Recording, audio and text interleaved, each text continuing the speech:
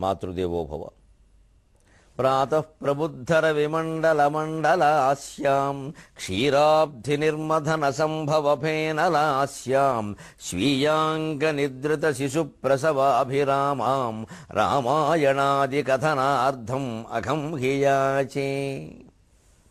ABN Andhra Jyothi ప్రేక్షక మహాశయులందరికీ నవజీవన వేదం అనే కార్యక్రమంలో 704వ భాగానికి స్వాగతం పలుకుతాం. రాఘువు వీండినందెలియు బ్రహ్మముకండే జగత్తు మిథ్య, ఈ దేహమే దేవతాలయము దీపము జీవుడు దేవుడవును సందేహము లేదు పూజయన దేహము మాట మనస్సు ఏకమై ఆ హరికంకితం బగుట అన్న జగద్గురు బోధనముడే. ఎన్ని రకాల రూపాల గురించి మనం ఎంతసేపు మాట్లాడుకున్నా తగాదాలు మిగులుతాయి, భక్తి పెరగదు.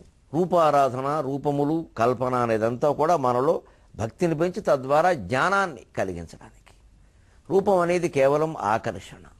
పెళ్లికి ముందు పెళ్లి చూపుల్లో దంపతులు ఇద్దరు, పెళ్లి కూతురు పెళ్లి కొడుకు రూపాన్ని బట్టి ఆకర్షితులు అవుతారు, అంతకంటే దేనికి అవకాశం లేదు అక్కడ.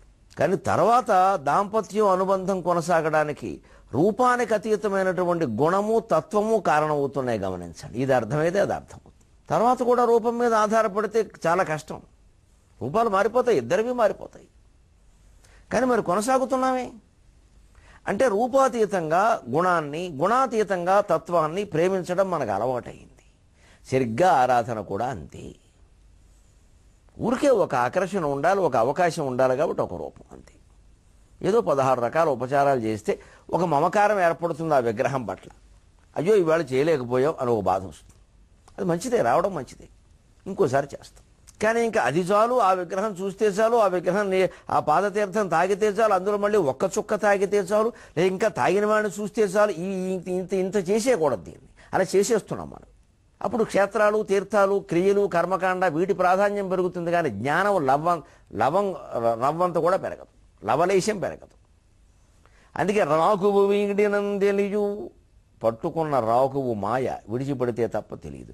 ఇక్కడ ఈ రాఘు ప్రయోగం ఎక్కడదండి? రాఘుగ్రస్త దివాకరేందు సదృశో మాయా సమాచ్ఛాదనాత్ సన్మాత్ర కరణోపసంహరణతో యోభూత్ సుషుప్త పుమాన్ ప్రాగస్వాప్సమితి ప్రబోధ సమయే యః ప్రత్యభిజ్ఞాయతే తస్మై శ్రీ గురుమూర్తయే నమయిదం శ్రీ దక్షిణామూర్తయే. నిజానికి చంద్రగ్రహణం, సూర్యగ్రహణం మీరు దేన్నైనా గమనించండి. మన పూర్వులే ఆ గ్రహణాల పట్ల ఎంత విజ్ఞానంతో పరిశీలించి మాట్లాడారో అర్థమవుతుంది. వీళ్ళ కొత్త విజ్ఞానం ఏం కాదు, పూర్వం నుంచి ఉన్నదే. పంచాంగాలు ఇప్పటివా? పంచాంగం రాసేటువంటి జ్యోతిష్ శాస్త్రవేత్తలు ఇప్పటి వాళ్ళు ఎప్పటి నుంచో ఉన్నారు. వాళ్ళు ఎంత చక్కగా, ఎంత పద్ధతిగా శకను కూడా రాస్తే శకన ప్రకారమే జరుగుతోందండి. మరి ఏ గొట్టాలు, గొడుగులు, టెలిస్కోపులు ఉన్నాయండి? వారి యోగ దృష్టికి మనం ఆశ్చర్యపోవద్దా? ఇందులోనే మనం గ్రహించాల్సింది ఏమిటంటే, నిజంగా గ్రహణం అంటే రాహువు ఎవరో వచ్చి సూర్యుడిని మింగడం జరుగుతోందా, లేదో కేతువో రాహువో వచ్చి చంద్రుడిని మింగడం జరుగుతోందా? వాస్తవంగా చంద్రుడికి వృద్ధిక్షయాలు అంటున్నాం మనం. ఏదో అమావాస్య నుంచి అలా పెరుగుతూ ఉంటాడు, పూర్ణిమ నాడు నిండుగా ఉంటాడు, మళ్ళీ అక్కడి నుంచి క్షీణిస్తాడు, కొద్దిగా తగ్గుతాడు. దానికి ఏదో ఒక కథ పెట్టాం. దక్ష ప్రజాపతి, ఆయనకి 27 కుమార్తెలు, వారే అశ్విని, భరణి, కృత్తిక, రోహిణి, మృగశిర, ఆర్ద్రాను. ఈ 27 మందిని ఆయన చంద్రుడికి ఇచ్చి పెళ్లి చేశాడు. పార్వతీదేవినేమో, సతీదేవినేమో శివుడికి ఇచ్చాడు. అంటే శివుడు చంద్రుడు ఓ రకంగా తోడేలోడు కింద లెక్క. ఈ 27 మందిలో ఆయనకి రోహిణి అంటే ఇష్టం. ఎందుకు వచ్చింది ఈ కథ? ఈ కథను ఇలాగే తీసుకుని దక్షుడు అని ఒక ఆయన 27 మంది కళ్యాణ మండపాలు, పెళ్లిళ్ళు, భోజనాలు, క్యాటరింగ్ లెక్కేస్తారా?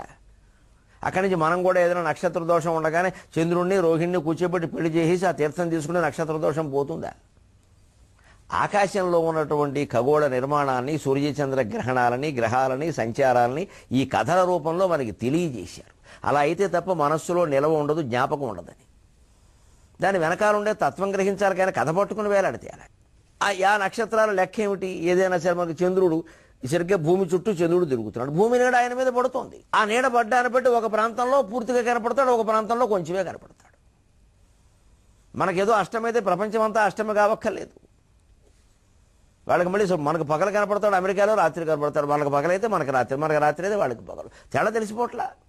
మనకు పగలు చంద్రుడు సూర్యుడు కనపడతాడు, మనకి ఇక్కడ సూర్యుడు కనపడతాడు, వాళ్ళకి చంద్రుడు కనపడతాడు. ఈ నీడ పడుతూ ఉండడం వల్ల రోజుగా ఆ నీడ కొద్దిగా పక్కకి జరుగుతూ ఉంటే చంద్రుడు పూర్ణంగా ఉన్నట్టు, తగ్గినట్టు ఇంకొంచెం తగ్గినట్టు, క్షీణించినట్టు అనిపిస్తుంది. దాన్ని ఏదో క్షయరోగం అన్నాం.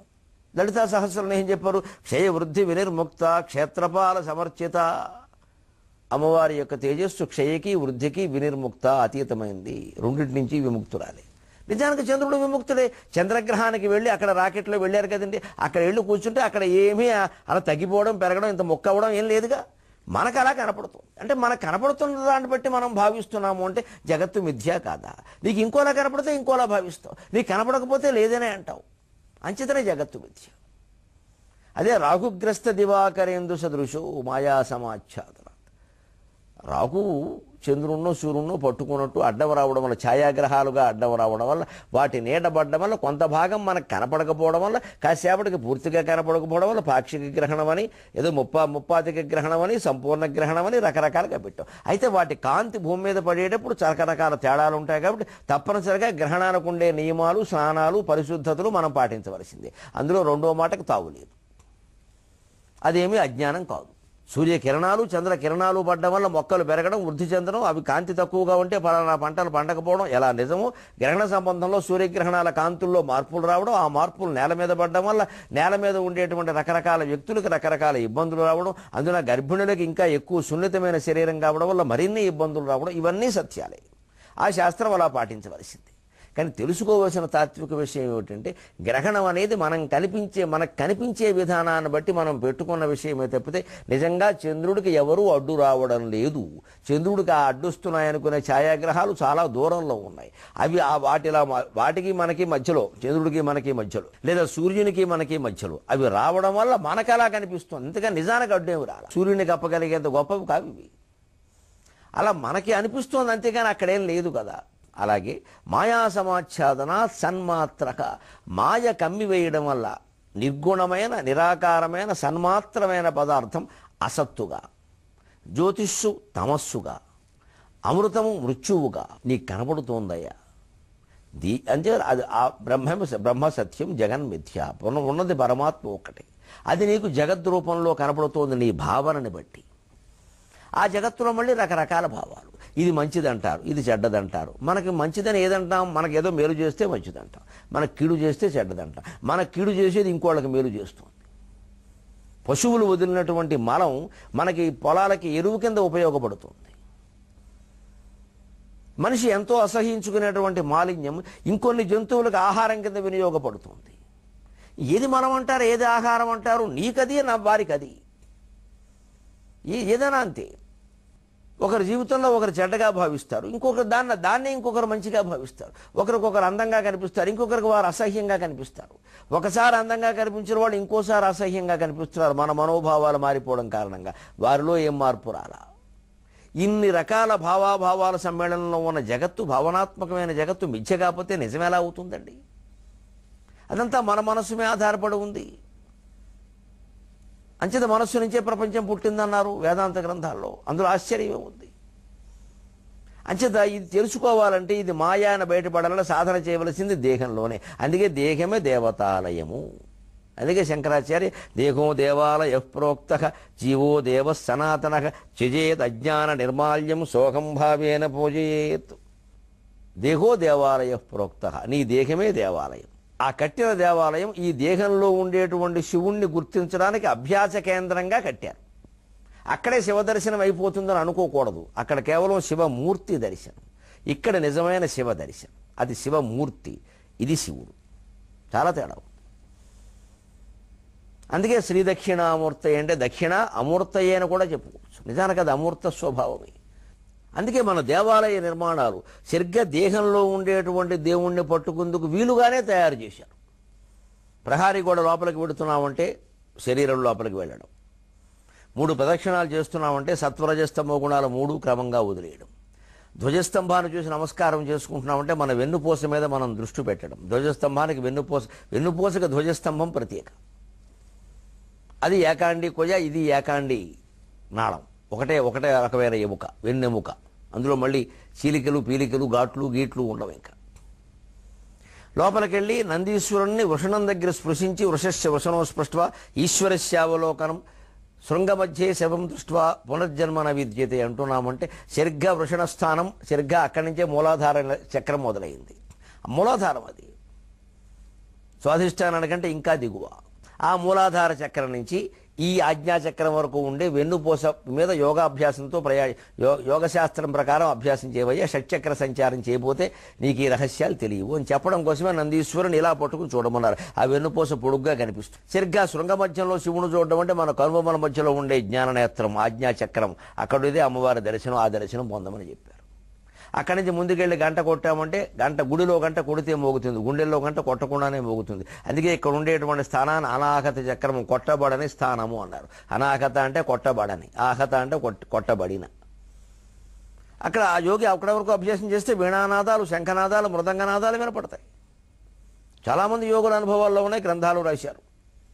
అటువంటి మహానుభావులు ఇప్పటికీ ఉన్నారు. వాడు లోకంలోకి రారు, ఈ డూప్లికేట్ యోగులే వస్తారు ఎక్కువ మంది. జనాన్ని పోగేసుకోవడానికి, ధనాన్ని పోగేసుకోవడానికి. వాళ్ళు హిమాలయాల్లో కూర్చొని మహాతపస్సులో ఉంటారు. వాళ్ళకి ఈ లోకం పట్టదు అసలు. ఈ జీవితమే అనవసరం అని భావించిన వాడికి డబ్బు ఎందుకు పని లేక. అక్కడి నుంచి జయ విజయలో నందీశ్వరుడో భృంగీశ్వరుడో చండీశ్వరుడు అక్కడ స్వాగతం చెప్పారు ద్వారపాలకులు. కానీ జయ విజయ నువ్వు జయం సాధించేవు రావయ్యా అన్నారు. అక్కడ గర్భగుడిలో ఒకటే దీపం, అదే జ్ఞానదీపం. భేదభావాన్ని మర్చిపోవడమే జ్ఞానదీపం. జ్ఞానదీపం వెలుతుల్లోనే గుండెల్లో శివుడు కనపడతాడు. ఇప్పుడు ఆ శివుడి దగ్గరికి వెళ్ళాక చూడండి, చేజేది అజ్ఞాన నిర్మాల్యం. లోపల నేను నేను నేను అని ఏది అనుకుంటున్నావో అదే దేవుడు. అది దేవుడు అంటే ఎలాగండి? నా పేరు ఫలానా, నా ఊరు ఫలానా, నేను మొగాడిని లేదా నేను ఆడదానంటే అదే అజ్ఞానమయ్యా, అది నిర్మాల్యమయ్యా, వదిలేవయ్యా అన్నారు. నిర్మాల్యం, ఈ మాట గమనించండి, జాగ్రత్తగా తెలిసిపోతుంది వేదాంతం అంతా. గుళ్ళో నిర్మాల్యం అంటే ఏమిటండి? నిన్న చేసిన పూజా ద్రవ్యాలు అంతే కదా. ఇవాళ చేస్తే మాల్యం, నిన్న చేస్తే నిర్మాల్యం. నిన్న చేసిన పూజా ద్రవ్యాలు ఎంత గొప్పవైనా తీసేయాలా వద్దా? శివలింగం మీద ఈ మారేడాకులో పువ్వులో ఏవైనా ఇలా పేరుకుని ఉన్నాయనుకోండి, మనకు శివలింగం కనపడదు కదా. అందుకని చేజేత్ నిర్మాల్యం, ఆ నిర్మాల్యం తీసేస్తే శివుడు కనపడతాడు. అలాగే మన మనస్సులో పేర్కొన్నవి ఏమిటంటే భావాలు, నిన్నటి జ్ఞాపకాలు, పూర్వజన్మ జ్ఞాపకాలు, ఈ జన్మ జ్ఞాపకాలు. అంటే నిన్నటి వరకు ఉన్నవన్నీ పూర్వజన్మ కిందే లెక్క. ఇవన్నీ మన మనస్సులో ఉండడం వల్ల వీరు తల్లిని, తండ్రిని, భార్యని, భర్తని, ఇల్లని, వాకిలని, ధనకనక వస్తు వాహనాలని, ఇది నాదని, ఇది పరాయిదని, ఇవన్నీ పేరుకుపోయాయి. ఇది అజ్ఞానం. ఈ నిన్నటి జ్ఞాపకాల నిర్మాల్యాన్ని వదిలే, నిన్నటి పూజా ద్రవ్యాలు తీసేసినట్టే. పూజా ద్రవ్యం పూజ చేసేటప్పుడు చాలా గొప్పది, కానీ నిన్న ఒక రోజు అయిపోయిందంటే ఎంత మరి పూజా ద్రవ్యమైనా తీసేయక తప్పదు. కాకపోతే భక్తిగా పట్టుకెళ్ళి ఒక మూల వేయచ్చు, మొత్తం మీద వేసేయాలి. దానికి చీమలు పడతాయి. ఇది శివ పూజా ద్రవ్యమును చీమలేం దూరంగా ఉండవు, వాటికి తెలియదు ఆ విషయం. ఒకవేళ అయితే మరింత ఆనందంగా స్వీకరిస్తే మనకు కూడా పుణ్యం వచ్చి మానవ జన్మ వస్తుందిలే అని. అంచేతని ఈ భేదభావం, నేను వేరే ఉన్నాను దేవుడి కంటే, ఎవరికంటే భేదంగా దేవుడి కంటే నేను వేరుగా ఉన్నాను అనే అజ్ఞానాన్ని విడిచిపెట్టకపోతే చదే అజ్ఞాన నిర్మాల్యం. ఎప్పటికీ మోక్షం కలగదు, ఎప్పటికీ జ్ఞానం కలగదు. అందుకే సాధన ఎలా చేయాలి, ధ్యానం ఎలా చేయాలి, అన్నిటికంటే గొప్ప మంత్రం సోహం సోహం సోహం సోహం. అంటే చూడండి, తిరగేసినట్టుగా హం సోహం సోహం సోహం సో అవుతుంది. సరిగ్గా లలితా సహస్రంలో చెప్పిన ప్రకారం, యోగశాస్త్రంలో చెప్పిన ప్రకారం హకారం ఇక్కడ మొదలవుతుంది, సకారం మూలాధార చక్రంలో ఉంటుంది. వా శ ష స ఈ 4 అక్షరాలు మూలాధార చక్ర కేంద్రంలో ఉంటాయి. అందులో కూడా చివరి అక్షరం స. పైన ఉండేటువంటి హా క్ష 2 అక్షరాల్లో ఆజ్ఞాచక్రంలో ఉండేది హా మొదలు. ఆ హా ఈ స 2 కలపండి హంస. అందుకే వేదంలో ఎప్పుడు హంస అన్నది. హగంస శుచి, హగంస శుచి, హగంస అంటారు. అగకార పూలు. ఆ హకారం నుంచి ఈ సకారం వరకు, అంటే ఆజ్ఞాచక్రం నుంచి మూలాధారం వరకు, మళ్ళీ తిరిగి మూలాధారం నుంచి ఆజ్ఞాచక్రం వరకు ప్రాణవాయు సంచారం. ఆ ప్రాణవాయువే మిత్రుడు, అపానవాయువే వరుణుడు. అందుకే మిత్రావరుణులు, అందుకే మైత్రావరుణి అంటారు వశిష్ఠుణ్ణి, అగస్త్యుణ్ణి. ప్రాణాపానములే ఎంతసేపు అనివి. ఆ ప్రాణవాయువే పగలు, అదే సూర్యుడు. ఆ అపానవాయువే రాత్రి, అదే చంద్రుడు. అహోరాత్రములు. ఇది తేడా. ఇదంతా గ్రహించడానికి దేవాలయం ఒక అభ్యాస కేంద్రం. మనం దేవాలయం చుట్టూ మహిమలు బాగా పెంచేసి అల్లేసి వ్యాపారానికి మనకొస్తాయి.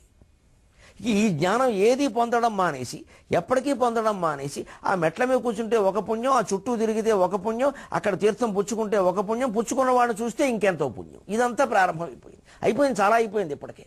అప్పుడు వ్యాపారాలు విపరీతంగా పెరుగుతాయి. డబ్బులు ఇచ్చి కూడా చెప్పించుకోవడం మొదలు పెడతారు. మా గురించి చెప్పండి, మా గురించి చెప్పండి, మీకు ఏం కావాలో చెప్పండి, మా గురించి చెప్పండి.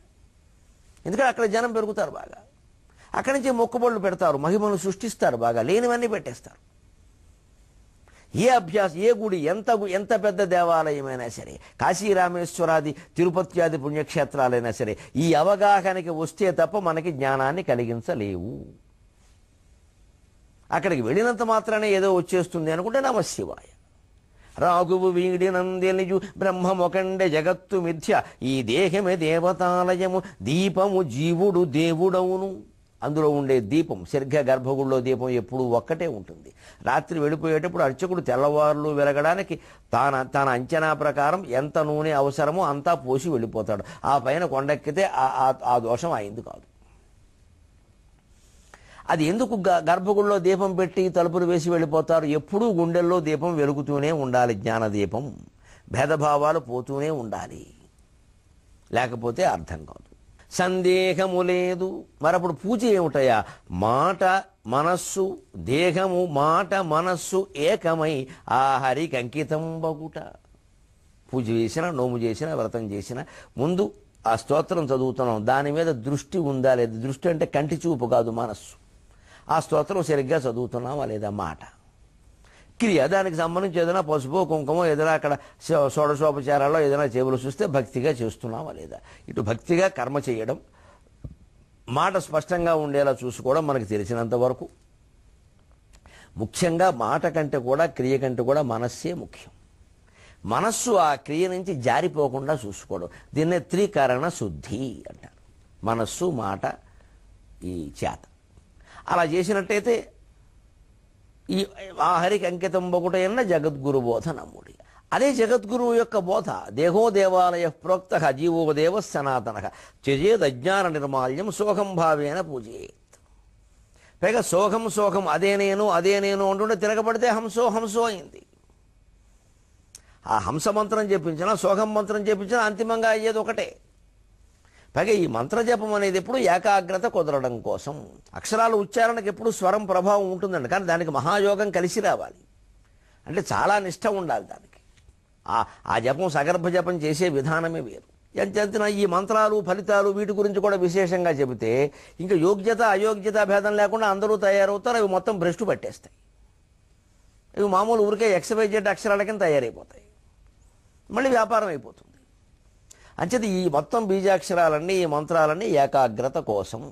ఏ నామాన్ని మనం స్మరించినా ఏకాగ్రంగా మనస్సు ఉంటుందా, జారిపోకుండా ఉంటుందా, లేదా జారిపోతే మళ్ళీ పట్టుకొస్తాం.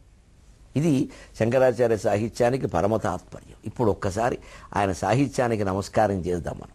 కరుణాసాగర సంగమంబు కవితా గంగా ప్రచారంబు, కరుణాసాగర సంగమంబు కవితా గంగా ప్రచారంబు, దుర్భర దుఃఖానల వర్షధార శుభ సంపత్ ప్రాప్తి యోగంబు, దుస్తర సంసార రుజా నివారణ కళా ధన్వంతరి ప్రజ్ఞ, శంకర సాహిత్యము మోక్ష సాధనము రక్షాబంధనం విద్ధరన్.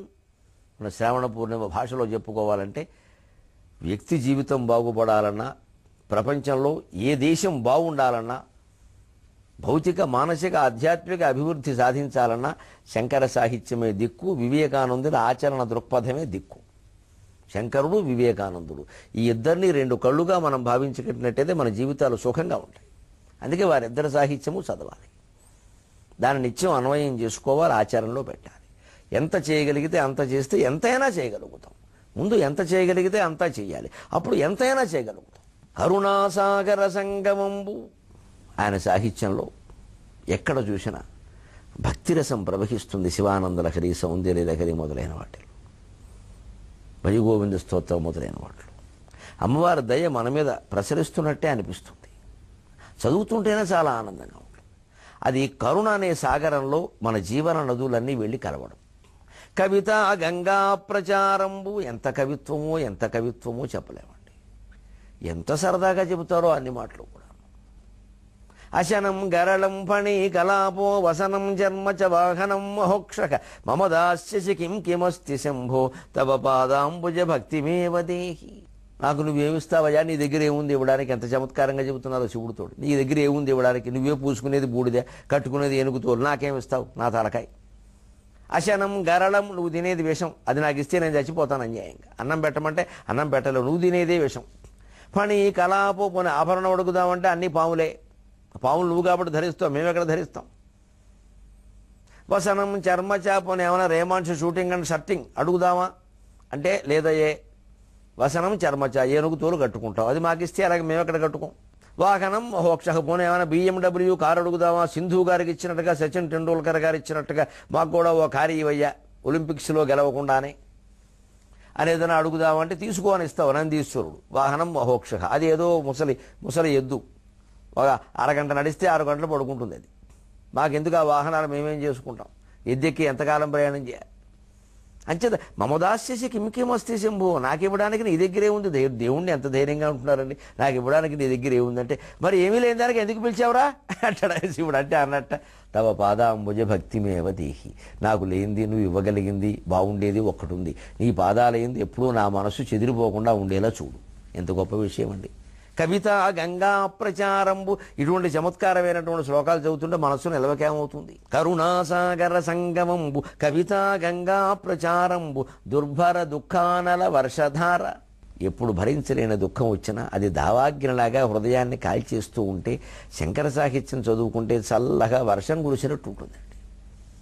దావాగ్నికి వర్షమే కదా సమాధానం. హృదయాన్ని ఏదైనా బాధ దహిస్తూ ఉంటే శంకరాచార్య చిత్రపటం ఎదురుగా పెట్టుకుని స్వామివారిని చూస్తూ ఆయన సాహిత్యంలో కాస్త సులభంగా అనిపించింది ఏది చదువుకున్నా క్రమంగా ఎదుగుతాం. మనసు శాంతిగా ఉంటుందండి. ప్రపంచమంతా మిథ్య అని అర్థమైన తర్వాత దేనికి దుఃఖపడతామండి, అనవసరంగా తెచ్చిపెట్టుకోవడం తప్పితే. తేలిగ్గా తీసుకోవలసిన వాటి అన్నింటే భారంగా తేలుకొండలా తీసేసుకుంటున్నాం మనం. తేలుకొండే ఇదంతా మొత్తం ఈ సంసారం, ఈ బాధ్యత అంతా మందే అయినట్టు, ఇంకెవరికి ఏమీ లేనట్టు. ఇది అహంకారం అండి. ఇది బాధ్యత ఎలా అయింది? వాళ్ళందరూ బాగుండడం, వీళ్ళందరూ బాగుండడం, ఇవన్నీ మన కర్తవ్యాలు కావు. ఒక దశ వచ్చాక వదిలేయాలి వాటిని.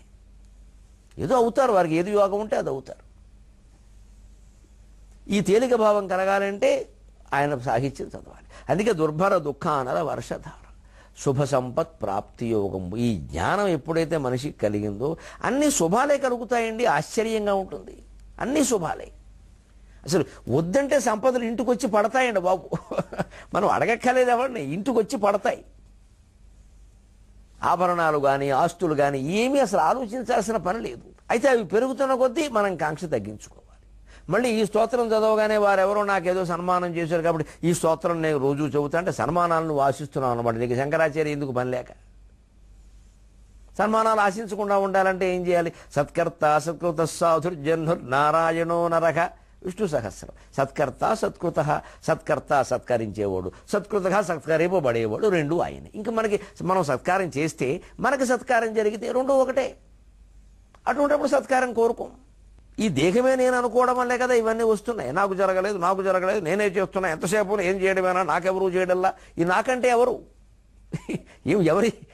ఎవరి నేను అది తెలుసుకుంటే అయిపోయాయి. మనం శరీరం కాదు, అది చాలా ఉదాహరణ చెప్పుకున్నాం మనం. అప్పుడు అంతే శుభ సంపత్ ప్రాప్తి యోగం. ఎప్పుడైతే దేహం మీద భ్రాంతి పోయిందో, నిమిత్త మాత్రంగా భావిస్తున్నావు, ఏం వచ్చినా ఆనందంగానే ఉంటుంది. కానీ ఆశ్చర్యం ఏమిటంటే వద్దన్నా వస్తాయండి. అసలు సంపదలకు లెక్కలేదండి. అసలు ఇళ్ళు పట్టవు, వాకిళ్ళు పట్టవు. అన్ని వైభవాలు, అన్ని సన్మానాలు జరుగుతాయి. ధన కనక వస్తువాహనాలు దేనికి లోట్లేదు. దుస్తర సంసార రుజానివారణ కళా ధన్వంతరి ప్రజ్ఞ. తరింపలేం అనుకుంటున్నటువంటి ఈ సంసారాన్ని, ఈ జీవితంలో కష్టాలన్నింటినీ తరించడానికి ధనవంతర వైద్యం, దానికి తిరుగులేదు. ఇంకా శంకర సాహిత్యము మోక్ష సాధనము రక్షాబంధనం విద్ధరన్. మనకి జీవితాంతం కట్టుకోదగినటువంటి సోదరి కట్టిన రక్షాబంధనం లాంటిది ఈ శంకరాచార్య సాహిత్యం. మళ్ళీ 23:30 గంటల్లో కలుద్దాం. మరొక అపూర్వమైన ఘట్టంలోకి మనం ప్రవేశిద్దాం. అంతవరకు తెలుగు ఎక్కువగా వాడదాం, నీళ్లు తక్కువగా వాడదాం.